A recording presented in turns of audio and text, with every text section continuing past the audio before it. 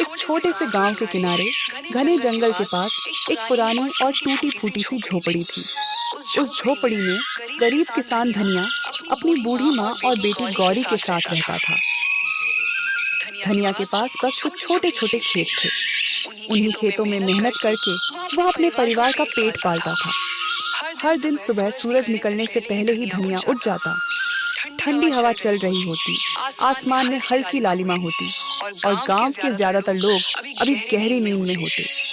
लेकिन धनिया अपने पुराने हल और बैलों को लेकर खेत की तरफ निकल पड़ता। दरवाजे पर खड़ी उसकी माँ प्यार से कहती, बेटा धनिया, थोड़ा आराम भी कर लिया कर। दिन रात इतनी मेहनत करते करते तू बहुत थक जाता होगा। सुबह से शाम तक खेत में काम करता है, फिर भी चेहरे पर शिकन नहीं लाता। मुझे तेरी चिंता होती है बेटा। शरीर को भी थोड़ा आराम देना जरूरी होता है। माँ, अगर मैं मेहनत नहीं करूँगा तो हमारे घर का चूल्हा कैसे चलेगा? हमारी ज़रूरतें कैसे पूरी होंगी? मुझे पता है मेहनत मुश्किल होती है, लेकिन यही हमारी ज़िंदगी का सहारा है। जब तक मेरे हाथ पैर चल रहे हैं मैं मेहनत करता रहूँगा, ताकि आपको कभी किसी चीज़ की कमी महसूस ना हो। तभी उसकी बेटी गौरी दौड़ते हुए आती और कहती, बाबा, जल्दी वापस आना, मैं आपका इंतजार करूंगी। देर मत करना, मुझे अच्छा लगता है जब आप जल्दी घर आ जाते हैं। धनिया अपनी बेटी के सिर पर प्यार से हाथ फेरता और खेत की ओर चल पड़ता। दिन भर वह खेत में पसीना बहाता रहता। कभी तेज धूप, कभी अचानक बारिश, लेकिन धनिया मेहनत करना कभी नहीं छोड़ता। धनिया ने कभी हार नहीं मानी। वह हमेशा अपनी माँ से कहता, ईश्वर ने हमें मेहनत करने के लिए हाथ दिए हैं। अगर हम सच्चे दिल से मेहनत करते रहेंगे तो एक ना एक दिन हमारी किस्मत जरूर बदलेगी। ईश्वर मेहनत करने वालों को कभी खाली हाथ नहीं लौटाते। माँ उसकी बात सुनकर चुपचाप भगवान से प्रार्थना करती।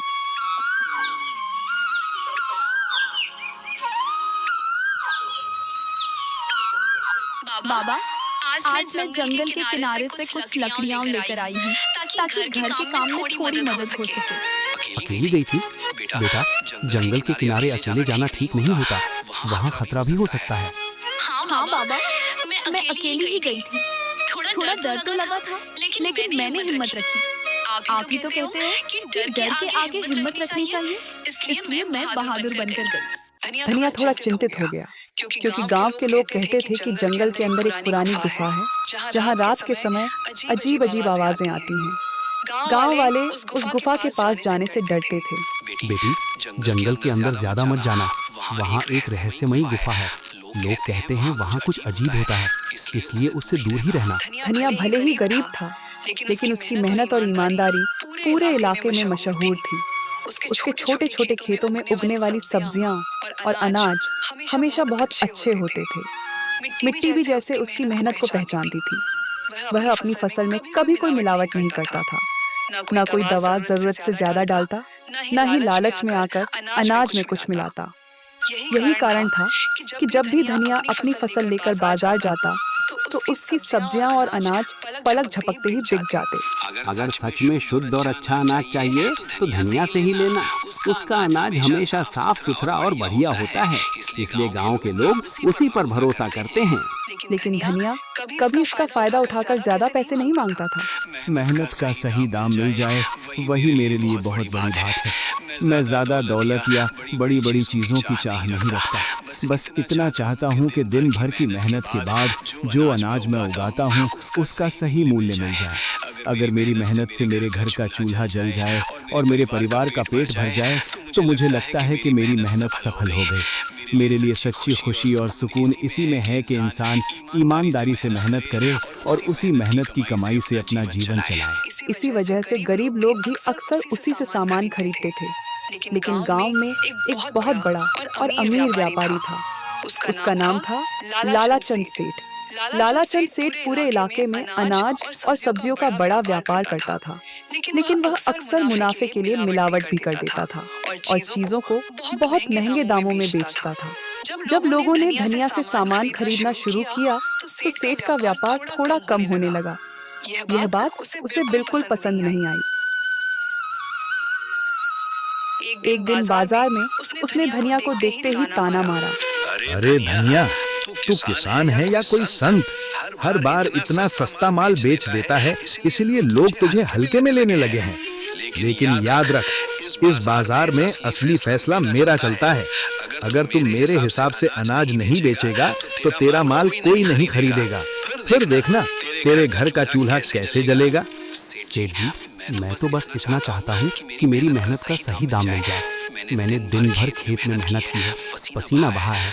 अगर उस मेहनत का थोड़ा सा भी सही मूल्य मिल जाए तो मेरे लिए वही काफी है।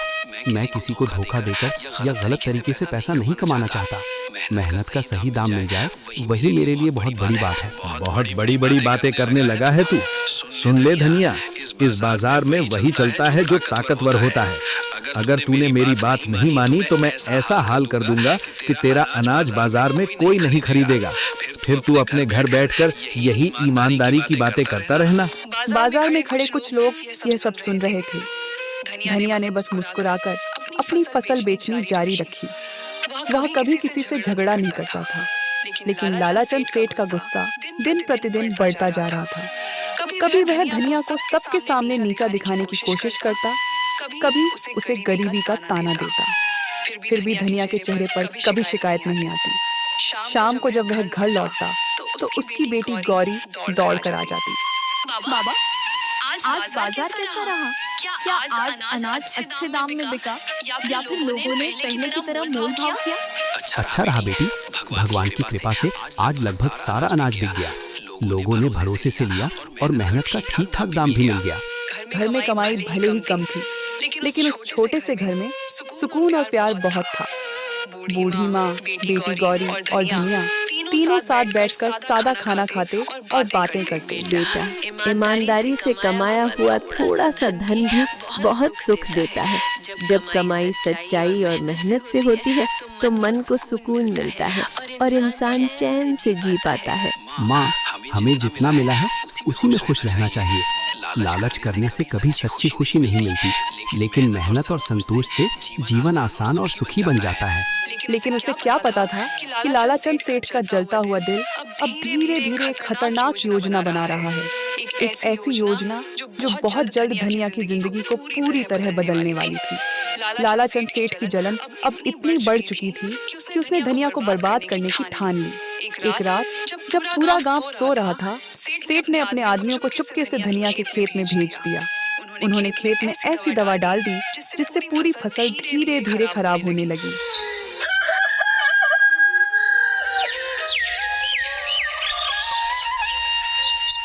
सुबह जब धनिया खेत पर पहुंचा तो उसकी आंखें फटी की फटी रह गईं। हरी भरी खड़ी फसल पीली पड़ चुकी थी।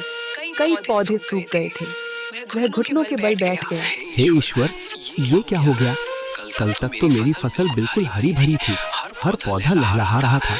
मैंने कितनी मेहनत से इस खेत को सींचा था, दिन रात इसकी देखभाल की थी। फिर अचानक एक ही रात में सब कुछ कैसे बदल गया? मेरी सारी मेहनत, मेरी सारी उम्मीदें क्या सब यूं ही खत्म हो जाएंगी? इतने में गांव के कुछ लोग भी खबर सुनकर वहां आ गए। वे भी खेत की हालत देखकर हैरान रह गए और आपस में बातें करने लगे। ये अचानक कैसे हो गया?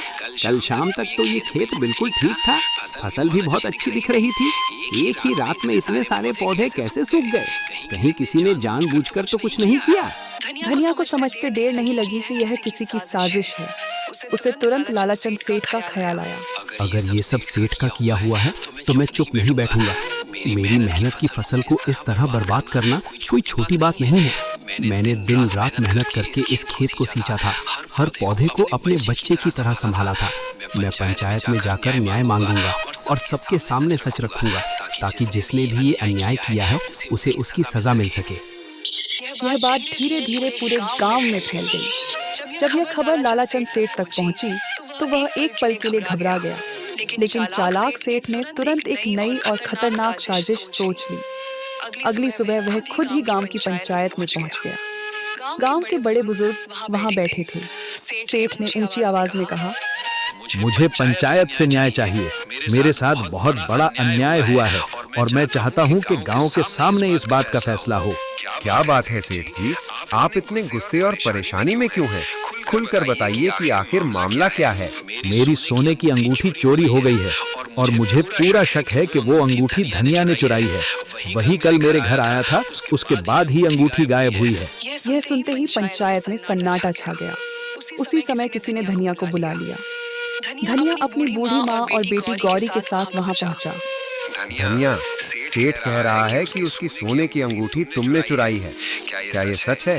पंचायत के सामने सच सच बता दो ताकि सही फैसला हो सके। धनिया की आंखों में हैरानी और दुख दोनों साफ दिखाई दे रहे थे। इतने बड़े इल्जाम से उसका दिल टूट गया था। मुखिया जी, मैं गरीब जरूर हूँ लेकिन चोर नहीं हूँ। मैंने किसी की अंगूठी नहीं चुराई। मैं मेहनत से कमाने वाला आदमी हूँ। किसी की चीज पर बुरी नजर डालना तो दूर, ऐसा सोच भी नहीं सकता।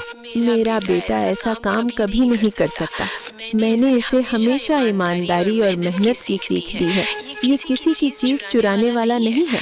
अगर धनिया सच बोल रहा है तो फिर उसके घर की तलाशी ले ली जाए। पंचायत के सामने उसके घर को अच्छे से देख लिया जाए।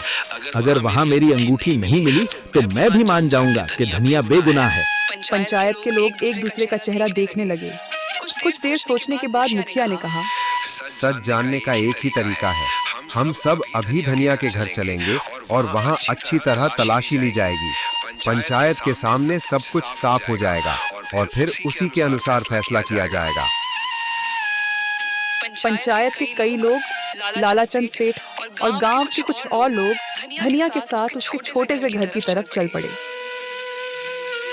धनिया की बूढ़ी माँ और छोटी बेटी गौरी भी डरते डरते उनके पीछे चल रही थी। धनिया का दिल बहुत तेज धड़क रहा था। उसे अपने ऊपर पूरा भरोसा था कि उसने कोई चोरी नहीं की। कुछ ही देर में सब लोग धनिया की झोपड़ी के सामने पहुंच गए। वह छोटी सी झोपड़ी थी, मिट्टी की दीवारें, ऊपर से घास फूस की छत और अंदर बहुत कम सामान।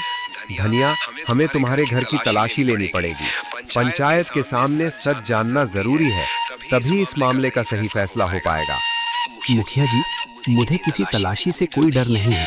आप पूरे घर की तलाशी ले लीजिए, हर कोना देख लीजिए। मेरे पास छुपाने के लिए कुछ भी नहीं है। अगर आपको अंगूठी मिल जाए तो पंचायत जो भी सजा देगी मुझे मंजूर होगी। लेकिन मैं फिर भी यही कहूँगा कि मैंने कोई चोरी नहीं की है। मैंने किसी की चीज को हाथ तक नहीं लगाया। पंचायत के 2-3 लोग झोपड़ी के अंदर गए। उन्होंने धीरे धीरे हर जगह देखना शुरू किया। कभी पुराने बर्तन उठाकर देखते, कभी कोने में रखी टोकरी को उलटते, कभी खाट के नीचे झांकते। धनिया बाहर खड़ा सब देख रहा था। उसकी माँ ईश्वर का नाम जप रही थी। कुछ देर तक तो कुछ भी नहीं मिला। धनिया के दिल में थोड़ी उम्मीद जागने लगी, लेकिन तभी एक आदमी ने अचानक जोर से आवाज लगाई, रुको, यहाँ कुछ चमक रहा है, जरा देखो तो सही। अरे, ये तो सोने की अंगूठी है। एक पल के लिए पूरा माहौल सन्न रह गया। देखा, मैंने कहा था ना, यही चोर है। अब सबके सामने सच आ गया। अंगूठी इसके ही घर से मिली है। नहीं, ये अंगूठी मेरी नहीं है। मैंने इसे कभी नहीं देखा। मुझ पर झूठा इल्जाम लगाया जा रहा है। ये झूठ है। मेरा बेटा ऐसा नहीं कर सकता। किसी ने जानबूझकर हमारे घर में ये अंगूठी रखी है ताकि धनिया को बदनाम किया जा सके। लालाचंद सेठ के चेहरे पर तुरंत नकली हैरानी आ गई। लेकिन अब पंचायत के लोग एक दूसरे की तरफ देखने लगे, क्योंकि अंगूठी सच में धनिया के घर से मिली थी। अब तो सबूत भी मिल गया। ऐसे आदमी को हमारे गांव में रहने का कोई हक नहीं है। जो चोर है उसे सख्त सजा मिलनी चाहिए ताकि दूसरे भी डरे।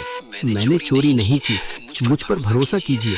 मैं कभी किसी की चीज नहीं चुराऊंगा। ये सब झूठा इल्जाम है।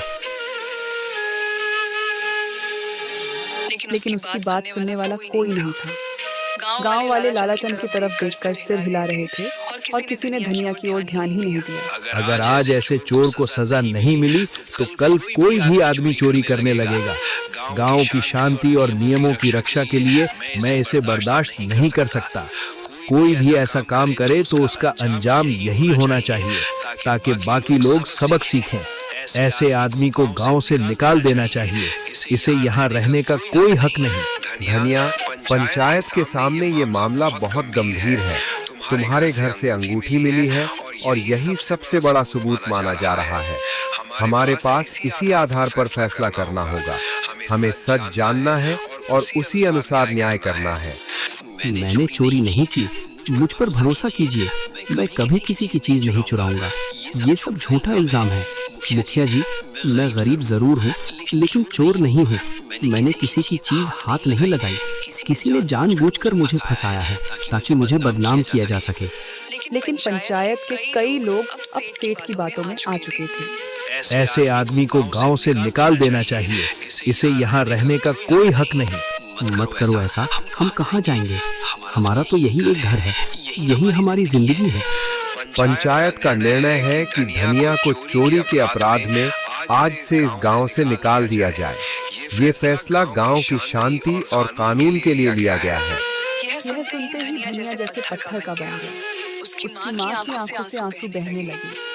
गौरी रोने लगी। धनिया, तुम्हें आज ही इस गांव को छोड़ना होगा।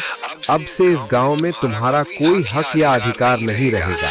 ना खेतों पर, ना पानी के स्रोतों पर, ना किसी भी गांव की किसी सुविधा पर।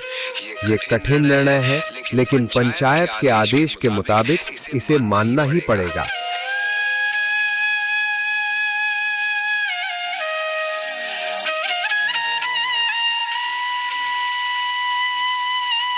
यह सुनकर धनिया ने एक बार पूरे गांव की तरफ देखा।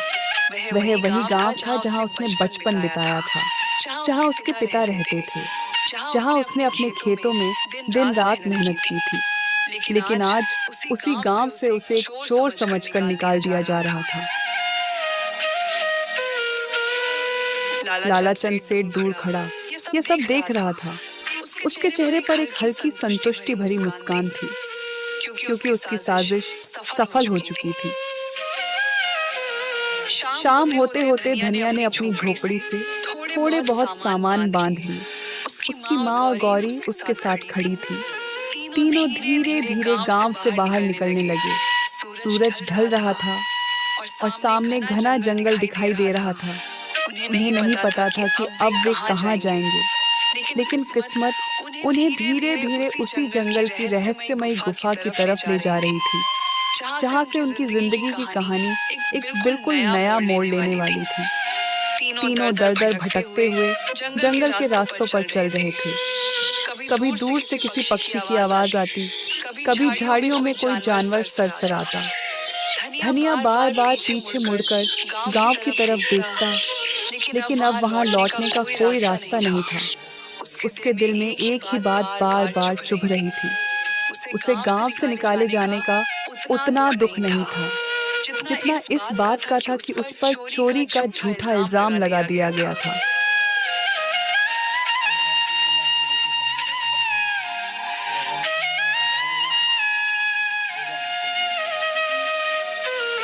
माँ, गौरी, हम कहाँ जाएंगे? हे ईश्वर, मैंने कभी किसी का बुरा नहीं किया, किसी का अधिकार नहीं छीना, किसी को दुख नहीं दिया।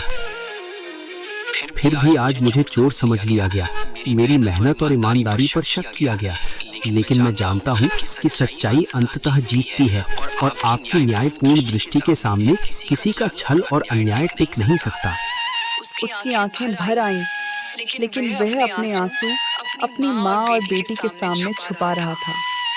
तभी गौरी ने धीरे से कहा, बाबा, मुझे याद है जब मैं जंगल से लकड़ियाँ लेने आती थी तो रास्ते में एक बहुत बड़ा पेड़ है। उसका तना इतना चौड़ा है कि उसके नीचे हम लोग आराम से रात बिता सकते हैं। वहाँ थोड़ा सा खुला मैदान भी है। सच कह रही हो बेटी? इतना बड़ा पेड़ है कि हम सब वहाँ आराम से रात बिता सकते हैं? हाँ बाबा, वहाँ जमीन भी साफ है और सुरक्षित लगती है। अगर आप चाहें तो हम आज की रात वहीं रुक सकते हैं। मैं आपको रास्ता दिखा दूंगी। धनिया ने अपनी माँ की तरफ देखा। बूढ़ी माँ बहुत थक चुकी थी। बेटा, अगर सच में ऐसा बड़ा और सुरक्षित पेड़ है तो वहीं चलकर थोड़ा आराम कर लेते हैं। रास्ते में थकान भी कम होगी और हम सब एक साथ ठहरकर रात गुजार सकते हैं। तीनों उसी दिशा में चल पड़े। कुछ देर बाद सच में उन्हें एक बहुत बड़ा और पुराना पेड़ दिखाई दिया। उसकी मोटी जड़ें जमीन से बाहर निकली हुई थी और उसकी शाखाएं चारों तरफ फैली हुई थी। पेड़ इतना बड़ा था कि उसके नीचे काफी जगह खाली थी। धनिया ने चारों तरफ देखा। जंगल धीरे धीरे अंधेरे में डूब रहा था। आज की रात हम यहीं रुकेंगे। यहाँ ठहरना सुरक्षित रहेगा और थोड़ी देर आराम भी हो जाएगा। बाबा, आप और दादी यहीं आराम से बैठिए। मैं थोड़ी देर में वापस आती हूँ। कहाँ जा रही हो बेटी इतनी रात में? पास में कुछ फल वाले पेड़ हैं। मैं दादी के लिए ताजा और मीठे फल लेकर आती हूँ। जल्दी आ जाऊंगी बाबा। धनिया कुछ कह पाता उससे पहले ही गौरी पास की झाड़ियों की तरफ चली गई। थोड़ी देर बाद वह वापस लौटी। उसके हाथों में कुछ जंगली फल थे। उसने वे फल अपनी दादी के हाथ में रख दी। बेटी तू खुद खा ले, मुझे कोई फर्क नहीं पड़ेगा। पहले आप खाइए दादी। आप सबसे ज्यादा थकी हुई हैं। मैं तब तक इंतजार कर लूंगी। आपका पेट भरा होना जरूरी है। बाबा, आप दुखी मत होइए। आपने कभी कुछ गलत नहीं किया। सब जानते हैं कि आप सच्चे और ईमानदार इंसान हैं। एक दिन जरूर आएगा जब सब कुछ सच पता चल जाएगा और तब सभी लोग समझेंगे कि आप बेगुनाह हैं। अपनी बेटी यह बात सुनकर धनिया की आंखें भर आईं। बूढ़ी माँ आसमान की तरफ देख रही थी। तारों से भरा आसमान जैसे उन्हें दिलासा दे रहा था। पेड़ के नीचे बैठे बैठे काफी समय बीत चुका था। रात धीरे धीरे गहरी होने लगी थी। आसमान में काले बादल घिर आए थे और ठंडी हवा चलने लगी थी।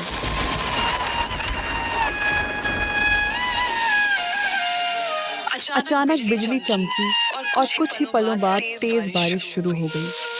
पहले तो हल्की हल्की बूंदें गिरने लगी, लेकिन देखते ही देखते बारिश बहुत तेज हो गई।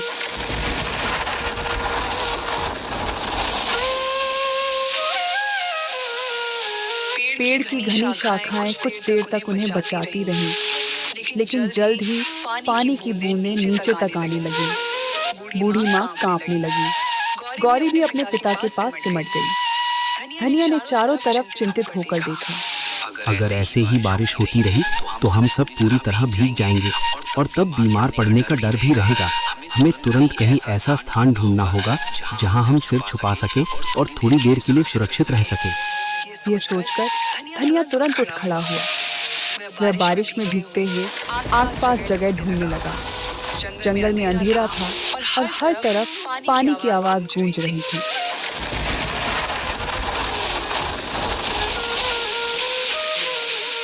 कुछ देर तक इधर उधर देखने के बाद अचानक उसकी नजर थोड़ी दूर पहाड़ी के पास बने एक अंधेरे से मुंह पर पड़ी। वह ध्यान से देखने लगा। बारिश की चमकती बिजली में उसे साफ दिखाई दिया। वह एक गुफा थी। धनिया जल्दी से अपनी माँ और गौरी के पास आया और बोला, चलो, मुझे सामने एक गुफा दिखाई दे रही है। वहाँ जाकर हम बारिश से बच सकते हैं और थोड़ा आराम कर सकते हैं। जल्दी चलते हैं, बारिश तेज हो रही है। तीनों जल्दी जल्दी उस तरफ चल पड़े। कुछ ही देर में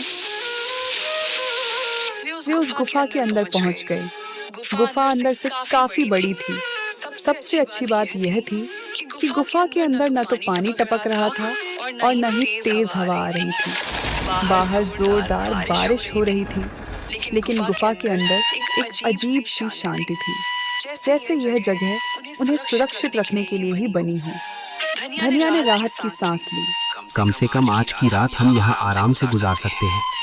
धीरे धीरे थकान के कारण तीनों वहीं बैठते बैठते सो गए।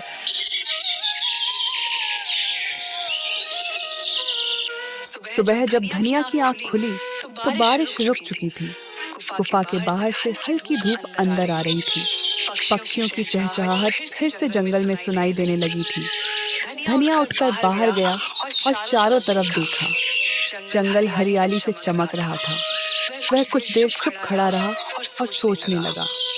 फिर वह गुफा के अंदर वापस आया। उसकी माँ और गौरी भी अब जाग चुकी थी। जब तक हमें रहने के लिए कोई और जगह नहीं मिल जाती, हम इसी गुफा में रहेंगे। बूढ़ी माँ ने सहमति में सिर हिलाया। गौरी भी खुश हो गई। बाबा ये जगह तो अच्छी है। यहाँ हमें बारिश और हवा से भी डर नहीं लगेगा।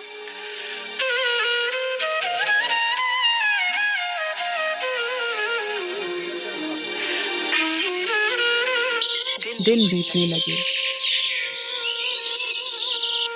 धीरे धीरे गुफा ही धनिया, उसकी माँ और गौरी का नया घर बन गई। सुबह धनिया जंगल से लकड़ियाँ और फल लाता, गौरी गुफा के अंदर साफ सफाई करती और बूढ़ी माँ पास बैठकर ईश्वर का नाम जपती रहती।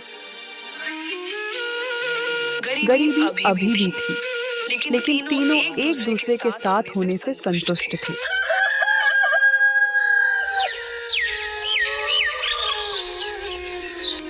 एक दिन सुबह गौरी गुफा के अंदर झाड़ू लगा रही थी। वह धीरे धीरे गुफा के कोने कोने की धूल साफ कर रही थी। झाड़ू लगाते लगाते वह गुफा के पीछे वाले हिस्से तक पहुंच गई। वहां पत्थरों के बीच कुछ अजीब सा दिखाई दिया। गौरी रुक गई। उसे लगा जैसे वहां कोई पुरानी थैली पड़ी हो। उसने झुककर उसे उठाया। उस थैली के अंदर चमकते हुए सोने के सिक्के भरे हुए थे। गौरी घबराकर जोर से चिल्लाई, बाबा जल्दी आइए।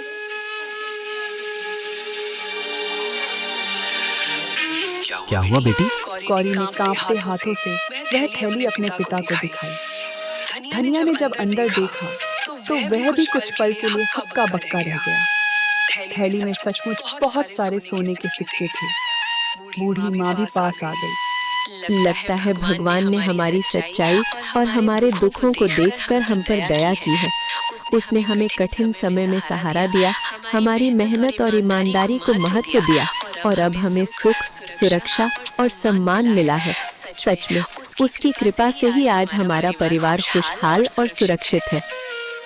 धनिया कुछ देर तक चुप खड़ा रहा। उसकी आंखों में आंसू आ गए। उसे लगा जैसे ईश्वर ने आखिरकार उसकी ईमानदारी का फल दे दिया हो। अब हमें इस जंगल में रहने की जरूरत नहीं है।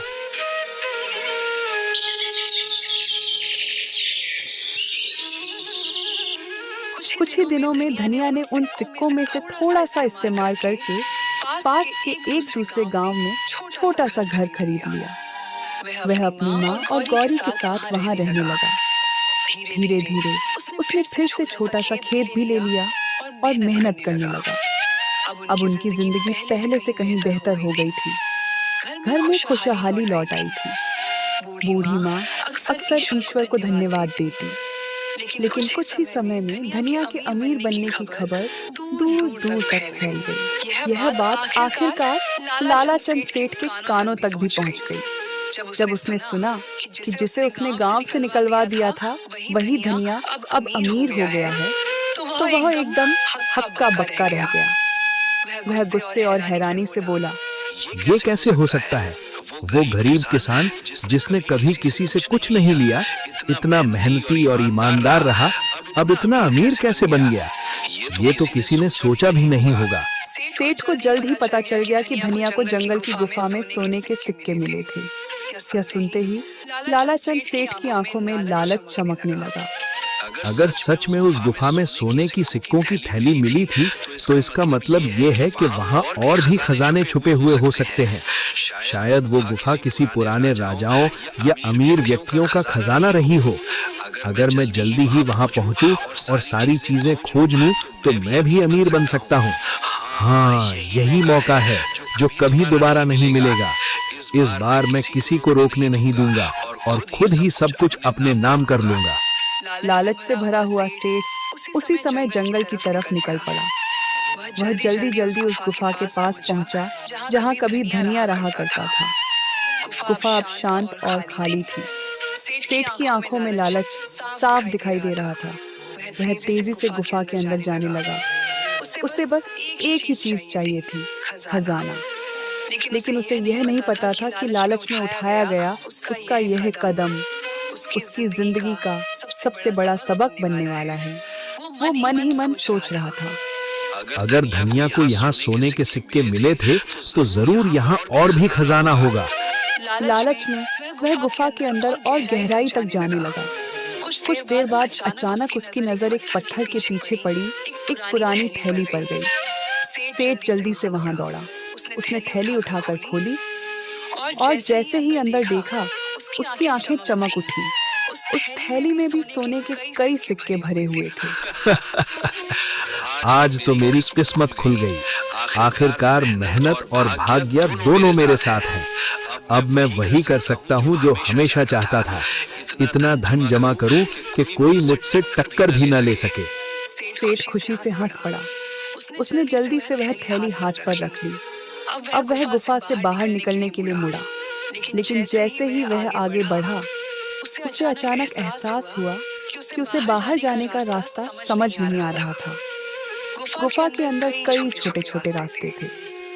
सेठ एक रास्ते पर गया, फिर वापस लौटा, फिर दूसरे रास्ते पर गया, लेकिन हर रास्ता उसे फिर उसी जगह पर ले आता। धीरे धीरे शाम होने लगी। सेठ घबराने लगा। वह तेजी से इधर उधर भागने लगा, लेकिन उसे गुफा से बाहर निकलने का रास्ता नहीं मिल रहा था। पहला दिन बीत गया। दूसरे दिन भी सेठ उसी गुफा में भटकता रहा। उसके पास खाने को कुछ नहीं था। प्यास और डर से उसकी हालत खराब होने लगी। तीसरा दिन भी गुजर गया। अब सेठ पूरी तरह थक चुका था। वह एक पत्थर के सहारे बैठ गया। उसके मन में अचानक एक ख्याल आया। वह धीरे धीरे खुद से बोलने लगा, शायद यही मेरे लालच की सजा है। मैंने सिर्फ अपना फायदा सोचा और दूसरों की परवाह नहीं की। अब ये सोना मेरे हाथों में है, लेकिन ऐसा लग रहा है जैसे ये मुझे बंधक बना रहा है। शायद जब तक मैं इसे पकड़े रहूंगा, तब तक मैं इस गुफा से बाहर नहीं निकल पाऊंगा। ये खजाना मेरे लिए वरदान नहीं, बल्कि एक फंदा बन गया है, और अब मुझे इसका सामना करना ही पड़ेगा। कुछ पल सोचने के बाद उसने वह सोने की थैली जमीन पर रख दी। फिर धीरे धीरे पीछे मुड़ा और बिना उस थैली को उठाए तेजी से आगे बढ़ने लगा। कुछ ही देर बाद अचानक उसे दूर से हल्की रोशनी दिखाई दी। वह उसी दिशा में भागा और कुछ पलों बाद वह गुफा के बाहर पहुंच गया। ताजी हवा उसके चेहरे से टकराई। सेठ जमीन पर बैठ गया और जोर जोर से सांस लेने लगा। उसकी जान में जान आ गई थी, लेकिन उसी समय उसके दिल में भारी पछतावा भी होने लगा। वह सोचने लगा, अगर मैंने लालच में आकर धनिया के साथ गलत नहीं किया होता, तो आज मुझे ये दिन नहीं देखना पड़ता। अगर मैंने उसकी मेहनत और ईमानदारी का सम्मान किया होता, उसे गांव से नहीं निकाला होता, तो शायद मैं आज इस गुफा में फंसा नहीं होता। मेरी अपनी लालच और अधूरी चालाकियों ने मुझे यहाँ तक पहुँचाया है। अब समझ आया कि दूसरों के अधिकारों की चोरी करके कोई कभी सच्ची खुशी या अमीरी हासिल नहीं कर सकता। अब उसे समझ आ चुका था कि लालच इंसान को अंधा बना देता है, और कभी-कभी वही लालच इंसान को ऐसी मुसीबत में डाल देता है जहां से निकलना बहुत मुश्किल हो जाता है। लालाचंद सेठ धीरे धीरे गांव की तरफ लौटने लगा, लेकिन इस बार उसके मन में खजाने का लालच नहीं, बल्कि अपनी गलती का पछतावा था। कुछ समय बाद पूरे गांव में धीरे धीरे यह बात फैल गई कि धनिया पर लगाया गया चोरी का इल्जाम झूठा था। गांव के कुछ पुराने बुजुर्ग और लोग जिन्होंने सब देखा था, अब मुखर होकर कहने लगे, धनिया तो हमेशा ईमानदार और मेहनती रहा है। उसने कभी किसी का फायदा नहीं लिया, हमेशा अपने पसीने की कमाई से घर चलाया। हमें ये नहीं भूलना चाहिए कि सच्चाई और ईमानदारी ही असली ताकत है। अब समय है कि हम उसका सम्मान वापस दें, उसे सही जगह और उसका हक लौटाएं। जिसने भी उसके साथ अन्याय किया, उसे समझना चाहिए कि सच का सामना करना ही पड़ता है। इस बात का पता पंचायत तक पहुंच गया। सभी सरपंच और पंचायत के लोग जिन्होंने पहले फैसला सुनाया था, अब खुद जाकर हालात की जांच करना चाहते थे। एक दिन गांव के मुख्य सरपंच अपने कुछ भरोसेमंद आदमियों के साथ पास के गांव में जाकर धनिया के नए घर पहुंचे। वे चाहते थे कि धनिया को वापस गांव बुलाया जाए और उसे उसका सही सम्मान लौटाया जाए। धनिया, हम जानते हैं कि तुम्हारे साथ बहुत बड़ा अन्याय हुआ है। हमने अब सब कुछ देखा और समझा है। कृपया गांव लौट आओ। हम तुम्हें सम्मान देंगे, तुम्हारा हक वापस करेंगे और सभी अपनी गलतियां मानेंगे। तुम्हारे बिना ये गांव अधूरा है। लेकिन धनिया ने शांत और दृढ़ स्वर में जवाब दिया, मुखिया जी, मैं आभारी हूँ कि आप सच को जानने और मेरे पक्ष में खड़े होने आए, लेकिन मैं अभी इस गांव को नहीं छोड़ सकता। ये गांव ही वो जगह है जिसने मुझे मदद दी, मुझे यहाँ सम्मान दिया और मेरी माँ और बेटे के लिए एक सुरक्षित ठिकाना बनाया। यहाँ की मिट्टी, यहाँ के लोग और यहाँ की मेहनत मुझे जोड़ती है। जब तक मैं यहाँ हूँ, मैं इस गांव को नहीं छोड़ूंगा और अपनी मेहनत और ईमानदारी से इसे और भी बेहतर बनाने की कोशिश करूंगा। धनिया की यह बात सुनकर सरपंच कुछ पल के लिए चुप रह गए। फिर उन्होंने धीरे धीरे सिर झुकाया और स्वीकार किया, धनिया, हम तुम्हारे फैसले का पूरी तरह सम्मान करते हैं। तुम्हारे फैसले में तुम्हारी समझदारी और धैर्य झलकता है और इस बार हमें ये भी सुनिश्चित करना होगा कि लालाचंद सेठ को उसके किए का उचित दंड दिया जाए, ताकि वो और किसी के साथ ऐसा अन्याय ना कर सके और सबको ये संदेश मिले कि जो भी ईमानदारी और मेहनत के रास्ते पर चलता है, उसका हक कभी दबाया नहीं जा सकता।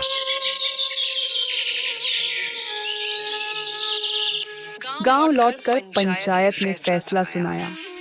लालाचंद सेठ को जुर्माने के रूप में दंडित किया गया और उसे गांव से हमेशा के लिए निकाल दिया गया। सब लोग इस फैसले से संतुष्ट हुए। अब धनिया के नाम पर फिर से सम्मान और भरोसा लौट आया। गांव के लोग खुश थे कि सच्चाई हमेशा जीतती है।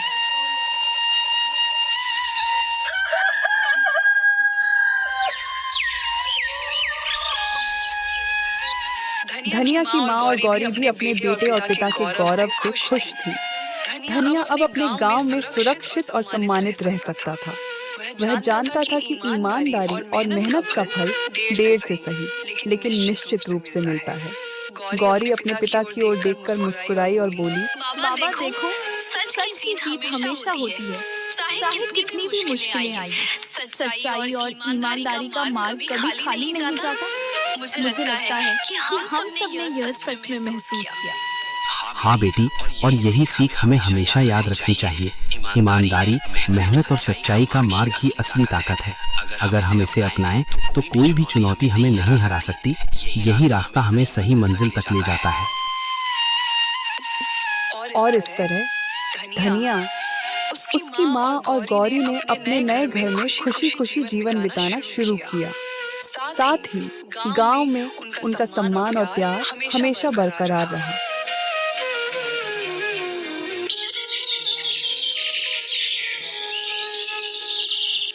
धनिया, उसकी माँ और गौरी अब अपने छोटे से घर में सुरक्षित और खुशहाल जीवन बिता रहे थे। घर में चारों तरफ हल्की धूप और हरियाली की खुशबू थी। बाबा देखो, अब हमारे पास अपना घर है और हम पूरी तरह सुरक्षित हैं। मैं बहुत खुश हूँ कि हम सब साथ हैं और अब डर नहीं लगता। हाँ बेटी, ये सब तुम्हारी हिम्मत, समझदारी और सच्चाई की वजह से संभव हुआ। हमारा घर अब सिर्फ ईंट पत्थर का नहीं रह गया है। ये प्यार, विश्वास और ईमानदारी का घर बन गया है। यहाँ हर कोना हमारी मेहनत और अच्छाई की गवाही देता है। बेटा, तुमने हमेशा मेहनत और ईमानदारी को चुना। आज यही हमें सबसे बड़ी खुशियाँ दे रही है। तुम्हारे कारण हमारा परिवार सुरक्षित और खुशहाल है। गौरी, याद रखना, किसी भी मुश्किल में डरना नहीं, हमेशा सच का साथ देना और नेक दिल रहना, यही हमें सही रास्ता दिखाता है और हर संकट में हमारी मदद करता है। हाँ बाबा, मैं हमेशा सच और ईमानदारी का मार्ग चुनूंगी। हम सब मिलकर इस घर को खुशियों, प्यार और सुरक्षा का घर बनाए रखेंगे। आज हमारे घर में सिर्फ सुख और प्यार है। अब हम कभी किसी झूठ, लालच या डर से परेशान नहीं होंगे। हमारी मेहनत, सच्चाई और हिम्मत हमें हमेशा मजबूत बनाए रखेगी। घर के चारों कोनों में खुशियों की गूंज थी। खिड़कियों से हल्की हवा आती और पक्षियों की चहचहाहट घर में संगीत की तरह गूंजती। गौरी अपने पिता के पास बैठकर मुस्कुरा रही थी। धनिया अपने खेत और घर की ओर देखकर संतोष महसूस कर रहा था और उसकी माँ दोनों के बीच बैठकर शांत और गर्वित थी। अब उनके जीवन में सच्चाई, मेहनत और ईमानदारी का फल हर रोज दिखाई देता था और यह घर हमेशा खुशियों और प्यार से भरा रहता। धनिया ने साबित कर दिया कि सच्चाई और ईमानदारी कभी हारती नहीं। समय चाहे जितना कठिन क्यों ना हो, अंत में जीत हमेशा सच की ही होती है। आपको ये कहानी कैसी लगी कमेंट करके बताइए। धनिया के नाम 2 प्यारी सी लाइंस जरूर लिखें।